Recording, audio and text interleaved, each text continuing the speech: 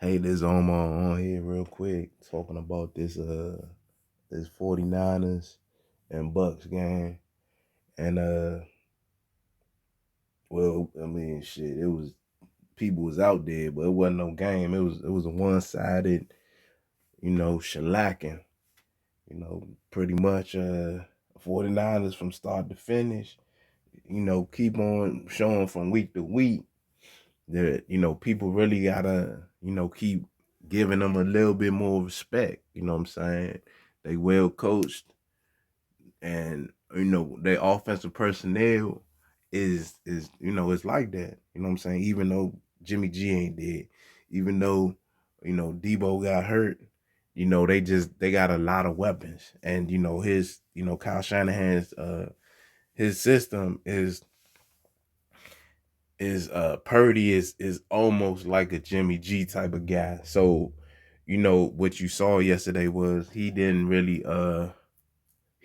protect him too much. He kind of let him do his thing, had whatever feel he had, and he was doing real instinctive, making the throw here, throw there. If he had to run the ball, he ran the ball, and so he was looking real good. You know what I'm saying? I mean, I was telling folks, like, made a video earlier this week saying like his fantasy outlook was kind of, he was a good dude to take a look at, because he had a good potential because of how banged up the Bucks, you know, um, defense is in the secondary.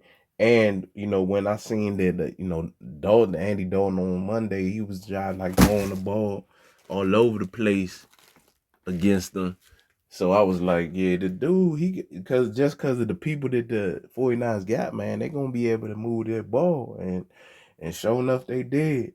They pretty much had the whole playbook. They just was able to run it well, pass it well. You know what I'm saying? The stats don't lie.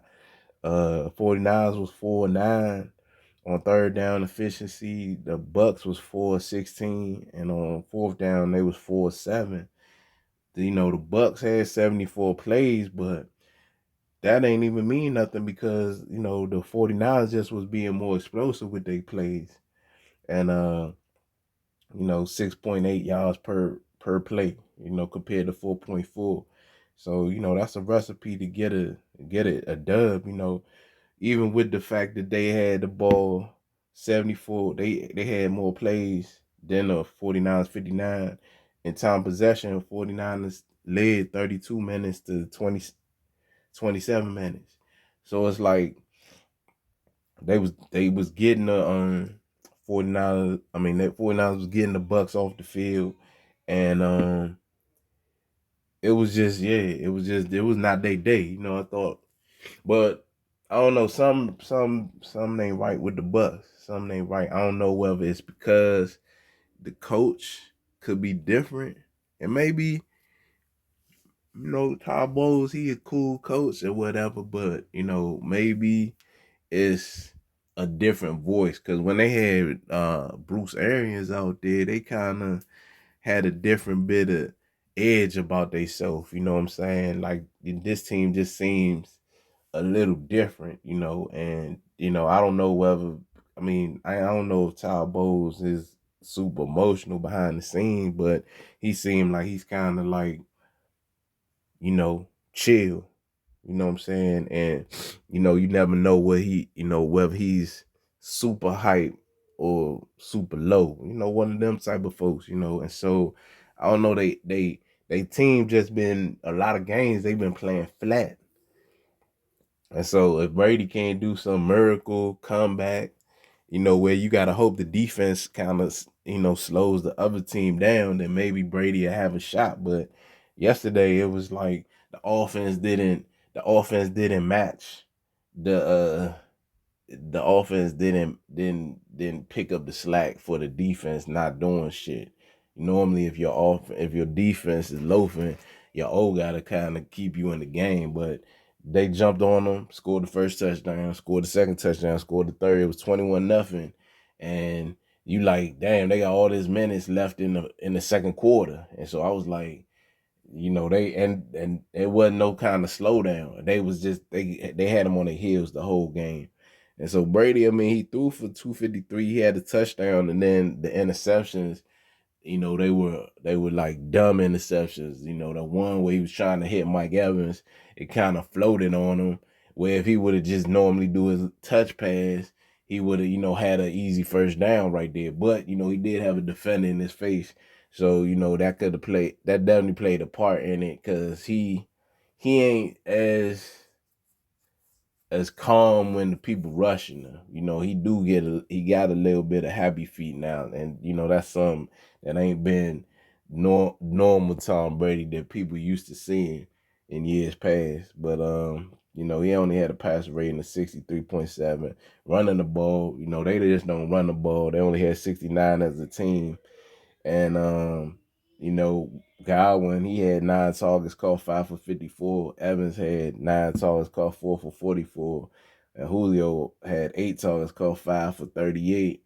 And Fournette, he had 7. He caught 6 for 33. So it just a lot of dinking and dunking. They throw a lot of plays where it's under 15 yards. And it's the 49ers gonna make you do that. So you can say, yeah, you going but a lot of people probably pile on and say, yeah, Brady was, but the how the 49ers D been doing people, they've been making a lot of good ass quarterbacks look ordinary. You feel me?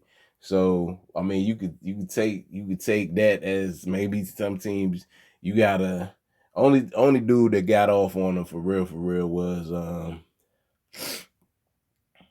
was Patrick Mahomes, where they kind of just ran their offense, and they was the more physical team that day. You know what I'm saying? Which was a surprise, but that's the only time you kind of seen them be, where they was out physical by somebody. You know what I'm saying? But and then the Denver game was a physical game too. So they kind of was a wash as far as their offense. But after the addition of C-Mac to that offense, it kind of put them on another level.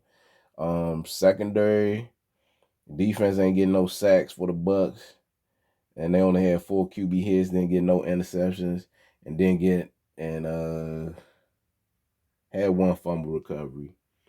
But that didn't help. I mean, like I said, they going, and the fact they lost Samuel, but with them, they got the plug and play where if Samuel ain't out there, they still got a Yuku who's dying to kind of come out and kind of let people know like he the goods, but he just don't get enough touches. Jennings is solid, so he could easily bump into the number 2 spot with no issue. And then Kittle still, been yearning kind of to get some volumes like he used to get.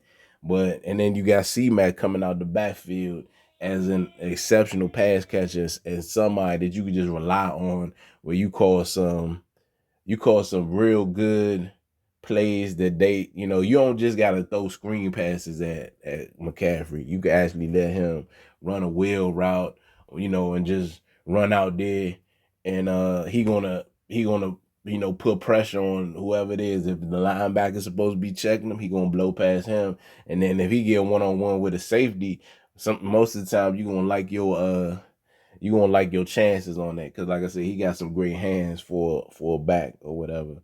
So then you switch to Purdy. He had 185 yards, passer rating of 134, 2 touchdowns, 0 interceptions.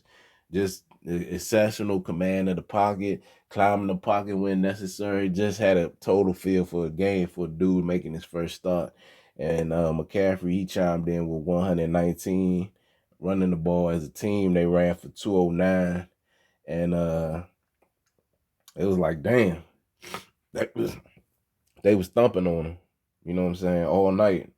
Uh, you had Samuels, he had 5 targets, caught 4 for 43. And Ayuku, he had 3 targets, caught 2 for 57 and a touchdown. And McCaffrey had also 34 yards and a touchdown. And so what you saw was Samuels, he had the fumble loss, but that's when he got hurt. You know what I'm saying? So that's gonna be big for them. But cause they gonna miss that on the in the playoffs. You know what I'm saying? That element of Debo, because he the only one they can use. Like I don't think they're gonna be able to use a Yuku like that. But they giving this dude Mason some touches, showing him some love. So maybe he the dude that's up next is going, what I'm saying, be that guy that they give balance to, with they give McCaffrey a blow, and then I think they still got Mitchell, right? But defense, they had, for all that shit they was doing, all that hitting they was doing, they ain't really sacked Tom Brady like that. They had 7 QB hits though. So I mean, what they wasn't getting with the sacks, they was getting as far as hurrying him, and he had to play faster than, even though he played fast, but they made him play even faster and got him off his square, and he was he was definitely uncomfortable for the whole evening. You know what I'm saying? And so, damn, that's all you can say. Damn, that was like 49ers. You got the Eagles flying high, and then you got you got a good matchup though, a great matchup on on Thursday. You know what I'm saying? Seattle versus and they starting a lot of key games this week. This week coming up, got a lot of key games that people gonna be tuned into. You're gonna be tuned into that one. That's gonna be a good game. You're gonna tune into Miami versus Buffalo. That's a key scrap. You know what I'm saying? Maybe that's why Miami looked flat, because they was already looking at Buffalo, and so, they're gonna end it with Washington and the Giants. That's a key game because people gotta pay attention. The Lions is winning, and the Lions got wins on both of them. Washington and the Giants. So people gotta pay attention. They can't. You ain't got no time to lag. You drop a game, you can find yourself where you thought you was coasting, and one of them teams that's on the outside looking in can just creep up in there. But that Seattle and San Fran game gonna be a major game. Last time, Jimmy G and the boys, they kind of just dusted Seattle off, you know what I'm saying? Gino made some mistakes in that game. It was a good game until then, but they know each other pretty well, and I think Seattle gonna feel that they got a shot. They can blend. They feel that they probably got enough balance this year. Especially only if Walker got to play though too. Though if Walker don't play, then it might tilt more towards San Fran. But San Fran, everybody gonna be on them, especially after what they did yesterday. That was like like another week where they just punching somebody in the mouth and telling them to do something about it, and everybody ain't been able to do nothing about it.